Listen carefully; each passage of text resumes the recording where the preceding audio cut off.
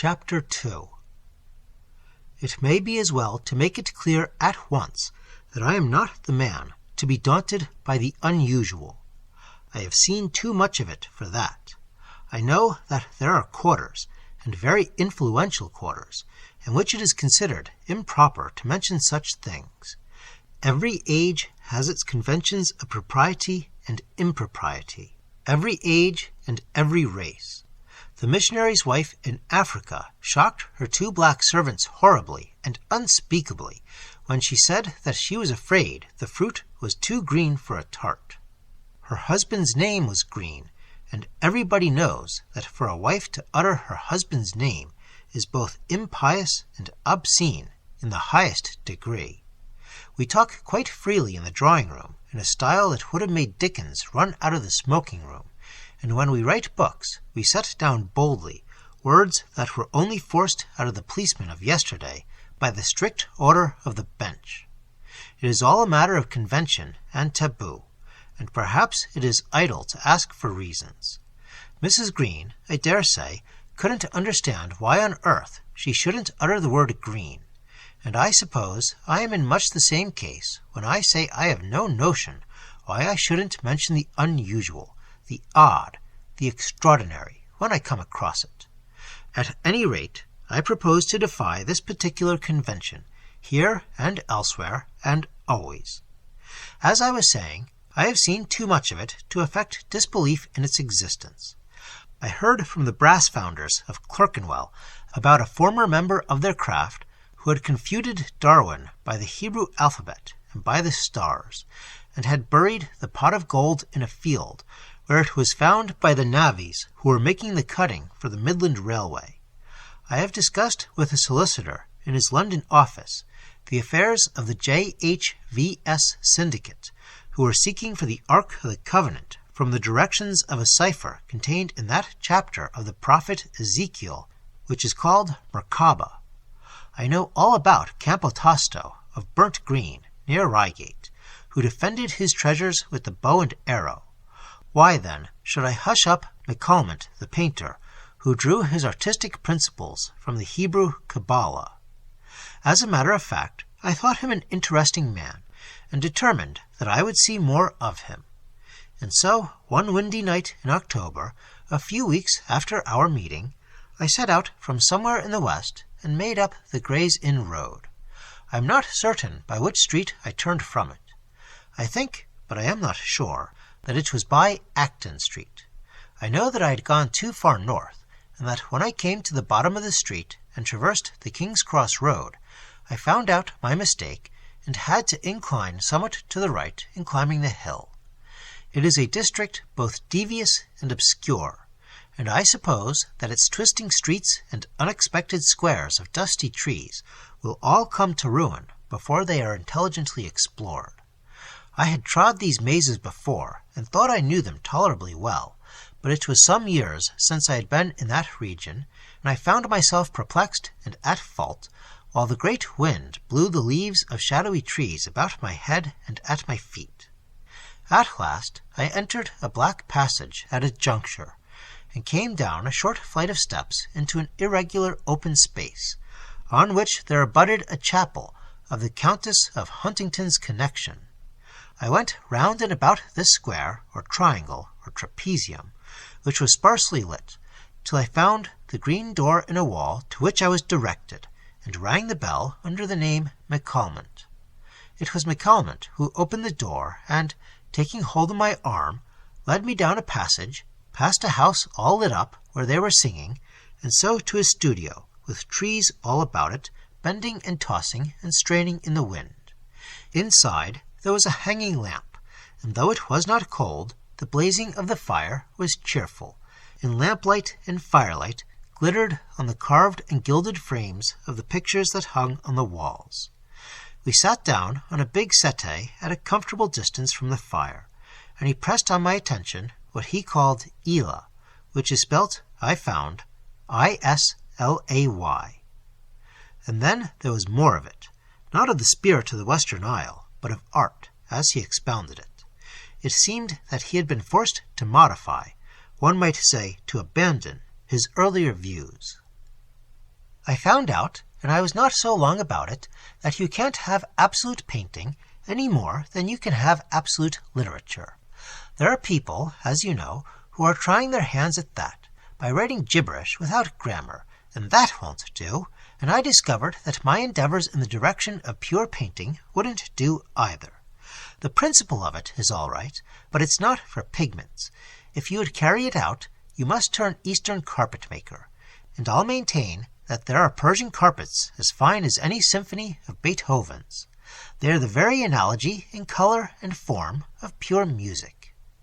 As it seemed that I couldn't go forward, I went back, and there, as you'll no doubt be well aware, I was in the height of the fashion.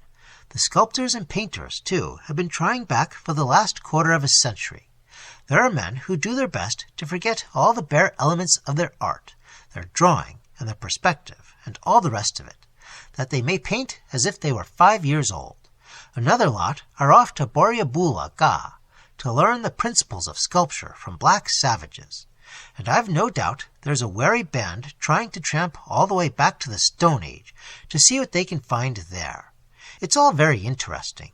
I'd like it fine if they'd not call their imitations of barbarism modern art. And now I shall show you where I've gone back myself, so as to be in the movement."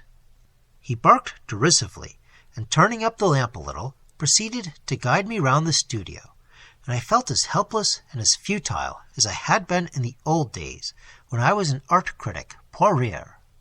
For I was not at all sure where he had gone back, to use his own phrase. The pictures were all landscapes, painted, I conjecture, in the manner of the 18th century. There seemed to me, the uninstructed, as it were, a dark shadow that hung over them all. Now and again there were patches of an intense and glowing blue in McCalman's skies, but these were contrasted with purple cloud masses rimmed with fire, with huge white clouds blown up into the sky by gathering thunder, with cloudy walls of black streaked with coppery flame. The green of the trees and of the grass was dark and livid, and the water of the pools and streams reflected something of the threat of the skies. McCalman had depicted open spaces in the midst of mysterious woods, narrow valleys edged with grim rocks, paths that wound in and out by lonely lands to shattered walls on a far height, trees of strange growth hanging over a well, glades glooming with twilight, and the coming storm. There was an enchantment, but the incantation was of oppression and terror. There were 3 things that I noticed as curious. The first was that in every picture McCalman had introduced fire. Logs burning under a broken wall, flames breaking out of yellowish smoke in the forest clearing, a fire by the well, a fire on the far side hill. Water, also, was represented in each canvas, well or brook or pool in the woods, and in every one of them there was the figure of a man, the same man, so far as I could judge. The figure was roughly dressed in the costume of an 18th century countryman, in ragged clothes with a scarlet cap on his head. He was depicted as tending the invariable fire, perhaps, or leaning on his staff, or half hidden behind the trunk of a tree, or crouching among thorns on the border of a broken road.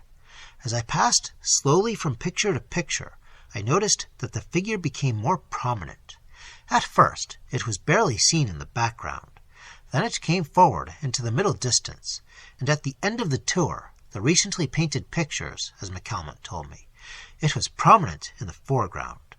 In one picture, he led a procession of torch-bearers into a wood as the night came on, but mostly he was alone in these desolate places that McCalman had made, and there was about this figure an impression of distortion.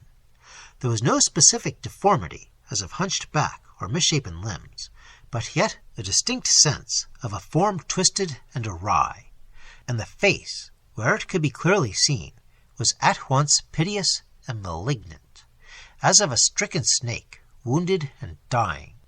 Whatever my feelings about this odd gallery of paintings may have been, I kept it to myself. I reminded McCalman that I was an outsider, and, perhaps exaggerating a little, that I could never be an admirer of the famous slaughterhouse, since it told no story. "You're an awful liar," he he said, with engaging directness, as we sat down again. "But let that flea stick to the wall. I told you I was going back, like the rest, but not to the ignorance of childhood or savagery. I'm returning to a great art and exploring its possibilities. You know that the Gothic architecture was the result of the builders, first of the Dark Ages, and then of the Middle Ages, exploring the possibilities of the architecture of the Romans." "I have heard that theory advanced," I said, "but I don't know that it holds the field so decisively as you seem to think. I believe that some authorities would tell you that the Gothicosity of the Gothic derives, to a great extent at least, from the East." "I wouldn't believe a word of that tale, not that it signifies one way or the other in the argument. But I've seen churches down on the Rhone where the Gothic seems growing out of the classic before your very eyes. There's one such at Valence, a regular classic pediment, and all the detail of it one would call Norman if one saw it in England, and anyone who will cast an eye over the first pointed capital will see in a moment that it's a Corinthian capital in disguise, especially if it's got a square abacus."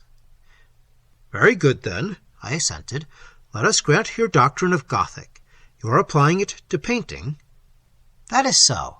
As I said, I'm exploring the possibilities of an old school of landscape.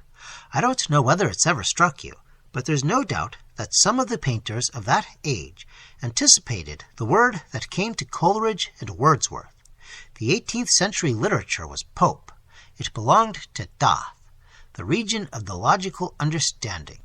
To the men of that age, the poetry of the 16th century and the first half of the 17th century was just Egyptian hieroglyphics. They could not interpret a single word of it. They'd forgotten what it meant, and naturally they could not dream of what was to come after them. But if you look at some of their painting, you'll see the landscapes of Kubla Khan, the awe and the terror and the hidden mysteries of earth and air, water and fire.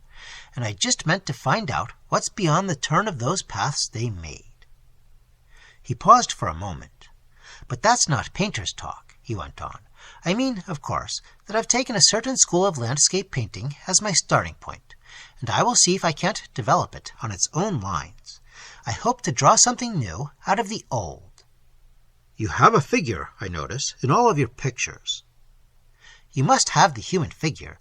Without that, all your scenery would just dissolve and melt away. It would be just nothing at all." I did not ask if it was necessary that this human figure should be abhorrent of aspect, for that, I was certain, would not be painter's talk. And soon after I went out into the labyrinth on the hillside. It was late, and the night had grown misty, and the sound of the streets below came faintly, with strange voices.